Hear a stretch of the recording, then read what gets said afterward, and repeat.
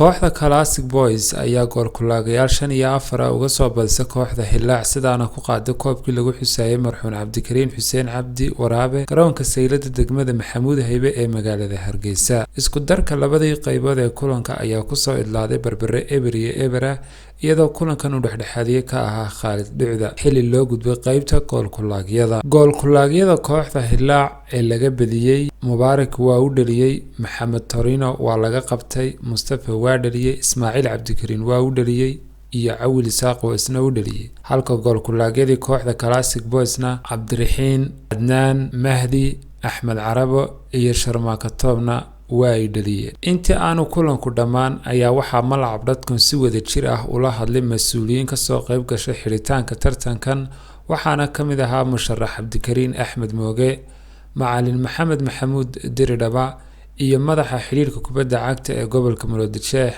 Cabdilaahi Shiine, waxaana yiraahdeen walaalayaal garoonkani waa garoon qadiimi ah, dhalinyaraduna way ku ciyaartaa, imankana way ku ciyaaraysaa, waana ku ciyaari doontaa.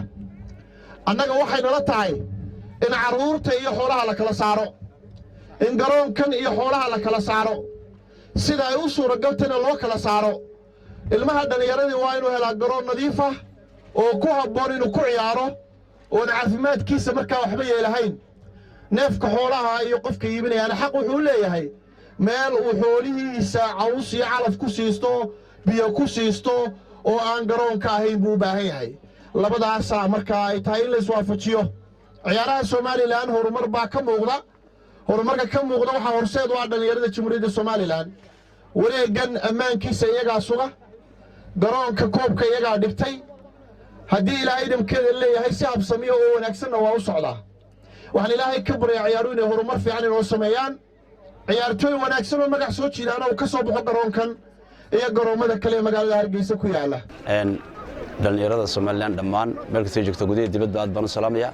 marka xiga gudida soo qaban qaabisa tartankan aad iyo aad baan u salaamayaa. marka saddexaadna waxa weeye malcab TV isna aad baan waxa weeye u salaamayaa. waxaan leeyahay insha Allah farxad wanaagsan aad baan idin soo dhaweynaa sida dhiirigelinta leh ee dhalinyarada u dhiirigelisa farxadda leh inaan la wadaagno. maantana waxaan ku sugnay garoonka Saylada oo ay ugu dambeysay muddo waqti hore aniga oo halkan waxa weeye qaar dhalinyaro safar oo aan babaxay halka ku tababarayeen inkastoo dhalinyarada aan la soconin laakiin waxaan idin sheegay insha Allah bidna al-kariim wixii hadda ka dambeeya inaan Saylada insha Allah aan ka badan ka muuqan doono waqti badan. alxamdulillaah waa wax ilaahay loogu mahadnaqo anigoo maanta arkaya in ciyaartooyadii gobolka Daadmadheer ee tartanka ku guuleystay iyo ciyaartooyadii kale ee caasimadda heerka koobaad inay ku dheelayaan garoonkii Saylada. waxaan aad iyo aad uga bogaadinayaa dhalinyarada qabanqaabisay ee soo abaabushay tartanka noocana isla markaana dhiirigelinaysa daayarta caasimadda. tartankan ayaa waxaa lagu xusaayay Allaha u naxariistay marxuun Cabdikariin Xaaji Cabdi Waraabe oo ka mid ah rukumadii qaranka Soomaaliland ku taagnaa alle naxariista jannaha ka waraabiye.